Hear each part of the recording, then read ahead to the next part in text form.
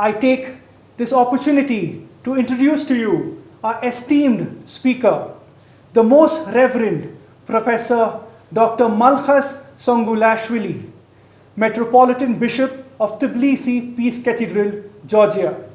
As you all know, you must have seen last year, in the year 2019, he took all of us on a journey of love. He described his experience as overwhelming. When he first entered the holy shrine, he proudly said that he felt he belonged to Imam Hussain and Imam Hussain belonged to him. He has told his Christian friends that the message of Imam Hussain is universal and cosmic. He believes Imam Hussain is an important spiritual figure who has immense potential to bring people together. He has also famously said that he was completely impressed by the hospitality, the love and compassion of the people of Iraq. And he firmly believes that it is very important to visit during Arba'in at least once in a lifetime. He believes Imam Hussain is a symbol of hope, justice, love and compassion which brings together people across all borders. I welcome His Eminence, Dr. Professor Malkhaz Songulashvilli.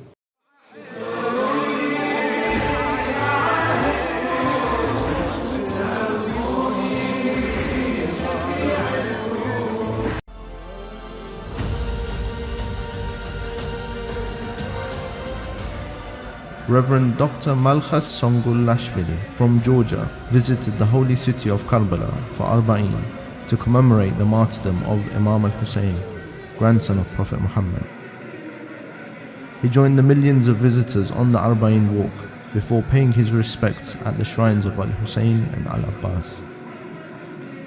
Upon visiting, he said, "Justice and Islam have been rendered victorious by the sacrifice of the great man, Imam Hussain." Songulashvilli said he came to Karbala to kiss the holy soil. He said, "I have prayed for all people because I have found the place inspiring and incredible."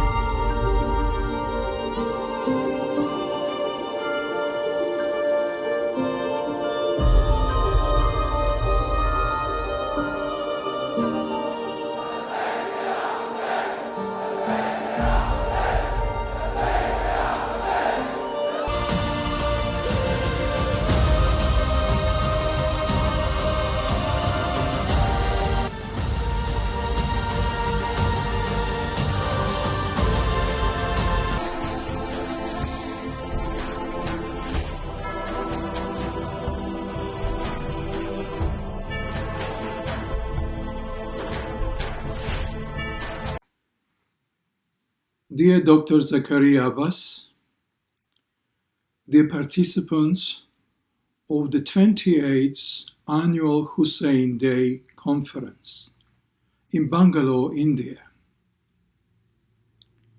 It is my honor and privilege to greet you all and thank you for your kind invitation to be a part of this virtual gathering. I am sorry we cannot meet face to face because of the pandemic which has been overwhelming around the world. Otherwise, I was going to come and be with you for this very special occasion upon your very kind invitation. I'm going to speak to you as a humble member of Abrahamic faith tradition, and the name of my Master and Lord is Jesus Christ. I live in the Republic of Georgia. I teach at Elias State University. I'm a professor in comparative religious studies, and I'm also a clergyman, Metropolitan Bishop of Tbilisi and head of Peace Cathedral in Tbilisi, Georgia.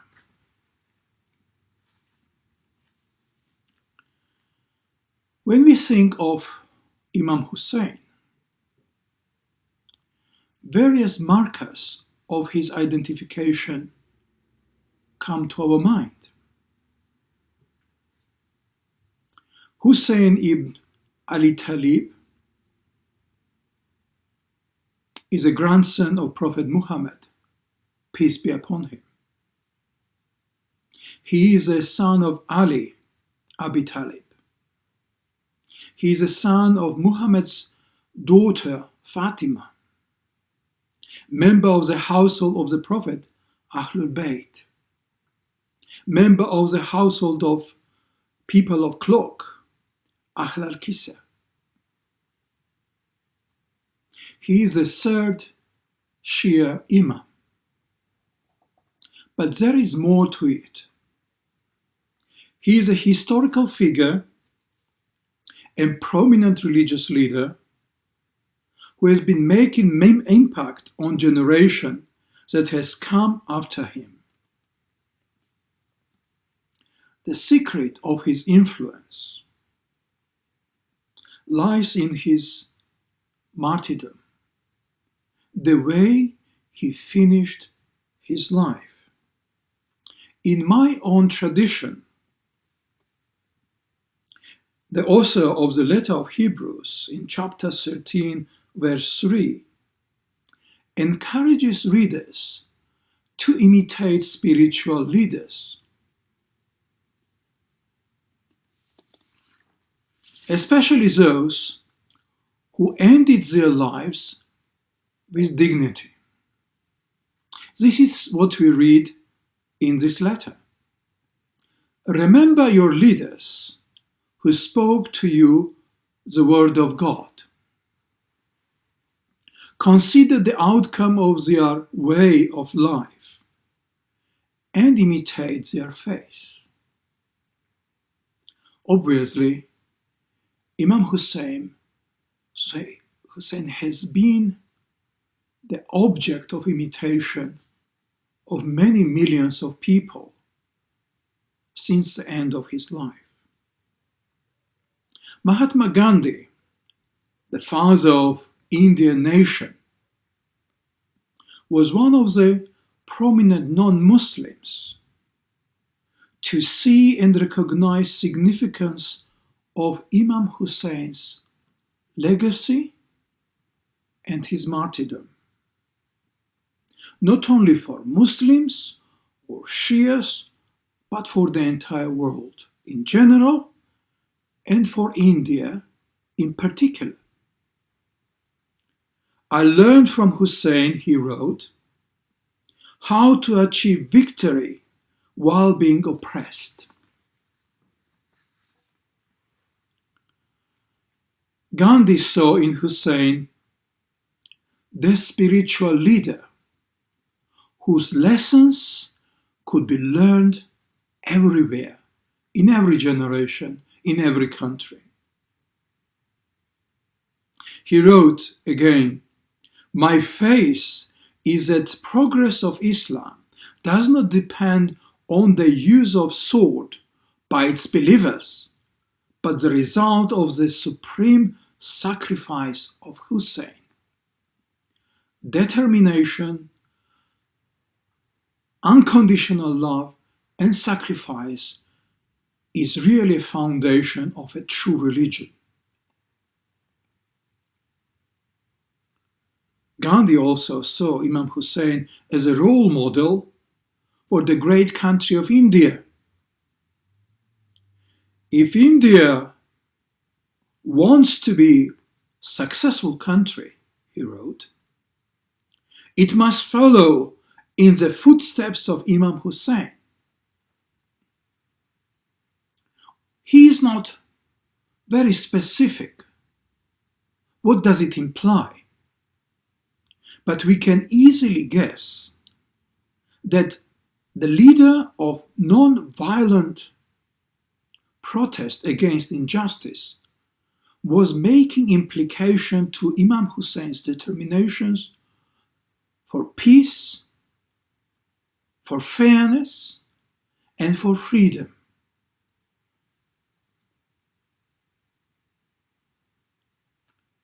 Gandhi saw both Imam Hussain and his soldiers as freedom fighters, which is remarkable. He wrote, If I had an army like 72 soldiers of Hussein, I would have won freedom for India in 24 hours. There is no way we can find out what he meant by that. Obviously, this is a figure of speech. Nobody can possibly win freedom in 24 hours, but he wanted to make a point to assure his listeners and his readers that there is a power in determination and there is a power in commitment to justice.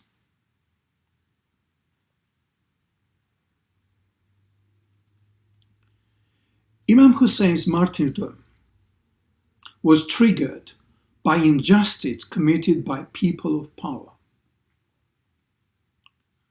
Umayyad ruler Muawiyah appointed his son Yazid as his successor, and this was a definite violation of Hassan-Muawiyah treaty.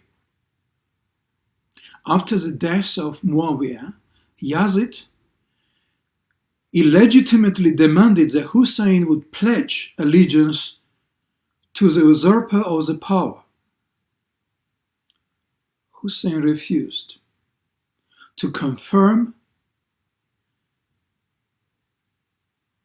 He refused to give allegiance to Yazid, who received the power on the basis of violation of legitimate decisions. Imam Hussein's refusal to offer his allegiance cost him his own life, and I'm more than sure that he was certain about it. He always knew what would be the cost of his denial and refusal. On 10th of October 680, Imam Hussain was brutally killed and beheaded in the battle near Karbala, near the place where a magnificent shrine has been built later. Almost all his companions were killed, including Hussein's young son, who was 6 months old. Those who survived killing, the women and children, were taken as prisoners. The enemies of justice and freedom thought that Imam Hussein's death would be the end of the story. But they were bitterly mistaken. Imam Hussein's legacy continues now not only in Karbala, where his shrine has been constructed, but in the hearts of millions of Muslims and peoples of other faiths who admire Imam Hussein's bravery, commitment, and his integrity. And these are all qualities that are badly needed in our world. We could say his enemies won the battle in Karbala, but lost the war.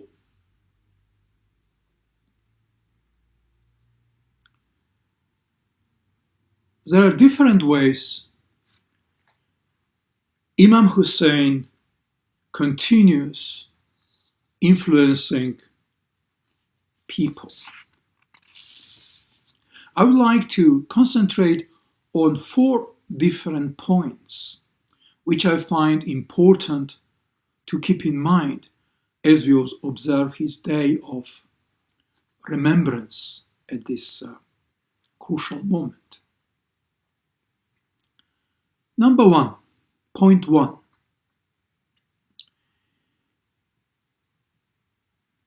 Shrine of Imam Hussain.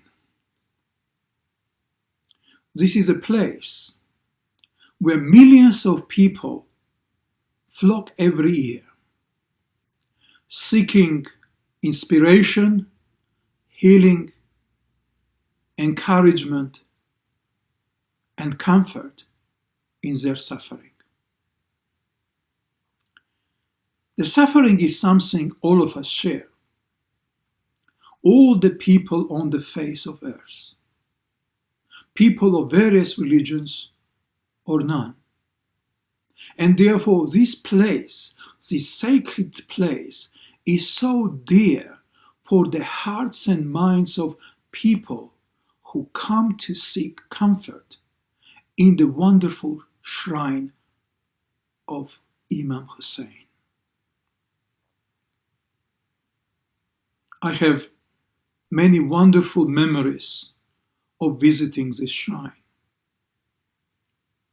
I remember visiting it along with Bishop Ilya from Georgia, and where we are surrounded by dozens of people who came and welcomed us as guests of Imam Hussain. And not only that, we were deeply humbled that many people, men and women and children alike, were seeking blessing from us, knowing that we were Christian clergymen. This is a place where people of integrity are wholeheartedly welcomed as guests of Imam Hussain. I also remember another occasion, I was leaving the shrine in the evening and saw a young father with a visibly handicapped child raising the girl and praying for her healing, with tears running on his cheeks. I can never forget the image of hope, healing, seeking comfort, and also the place where our pains are met in prayer in this sacred place. Second point I would like to make, that after the shrine that has been there all the time, despite all the attacks of authorities and people of power and invaders, there is a phenomenon of the Arba'in, of the pilgrimage, that people take from Najaf to Karbala. And this is a very special phenomenon.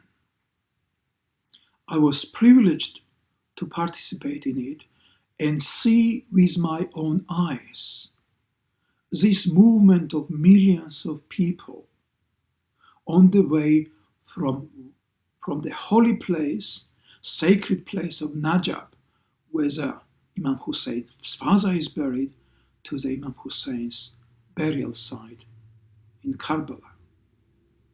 And on the way, we saw unprecedented expression of kindness and love, where unconditional love is given and received to the strangers and by the strangers. People come here bringing food to share with the pilgrims. They bring food and water and beddings to offer resting place to rest to the pilgrims along the way. They offer tea and they offer coffee, they offer dates, and those who have nothing to offer, especially children from poor background, bring there and bring mud for the people who are walking in the sunshine to cover their faces with mud. There is something magical of this pilgrimage. You can see people coming here from all walks of life. You see Muslims, Shias in the main, you see Sunnis, you see Sufis, you see Christians and people of other faith traditions. They all are welcomed and united under the banner, under the flag of Imam Hussain. I've been living on this earth for quite some time now, and I have traveled a lot. Traveling has become a part of my identity, and I should say, most sincerely, that I can't remember any sacred place, any place of worship, or any pilgrimage that would have been so meaningful, so kind, so overwhelming, full of empathy and support to the fellow travelers. And I was also most delighted to hear that 70% of the pilgrims were women who came to take this route from Najaf to Karbala, praying, meditating, meeting people, sharing their lives, sharing their life stories with others.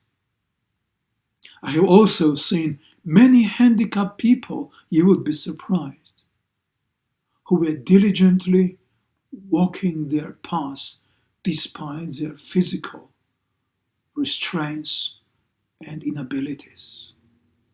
Most remarkable. And there is a third point I would like to make. You may not be able to participate in the Arba'in walk. You may not be able to attend shrine in Karbala, but you can always be inspired with the history, with the legacy of Imam Hussain.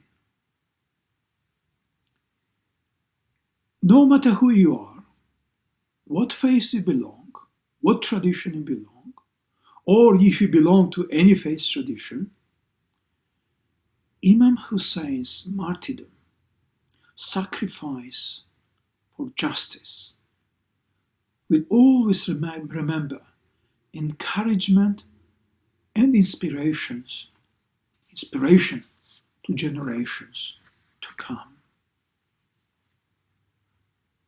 Last point I would like to make.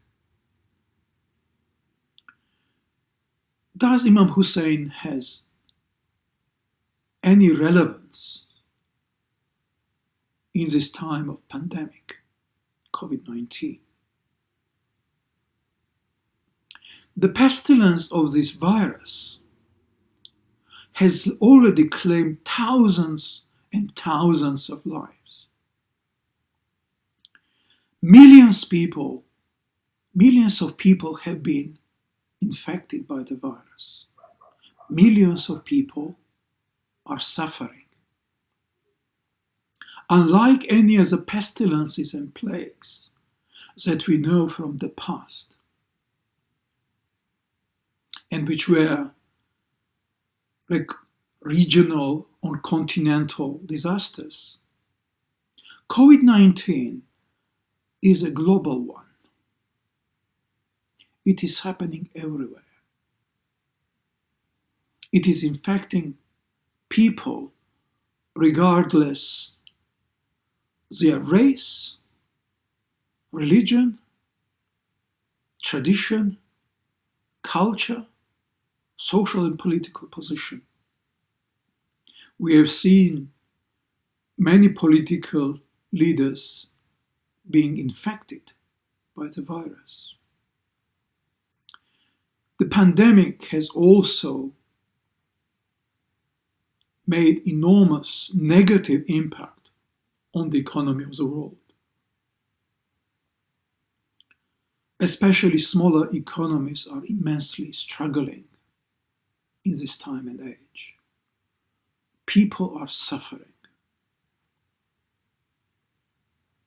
especially in the countries that have been identified as tourism-dependent countries, where they get no tourism and thousands and millions of people are left without jobs, without income, without medicine, sometimes without food, without electricity, and without heating in this coming winter. Even in this time of pestilence, Imam Hussain can inspire us in the face of COVID-19. His legacy can help us to think and work for the fairer society, where justice will be fully established, where freedom of communities and individuals will be respected and appreciated, where women and children will be protected from abuse and violence, where people of all faiths and races will be appreciated and recognized as a gift of the community and the world, where poverty will be eradicated, where people will be committed to all these virtues to the extent of self-sacrifice and deep commitment, where people, like in the Arba'in, will give and receive beautiful gifts of compassion and solidarity. May God bless us all and inspire all to keep in mind that Imam Hussein's legacy can encourage us and can inspire us in the darkest hours of our life. May God bless you all. Assalamu alaikum wa rahmatullahi.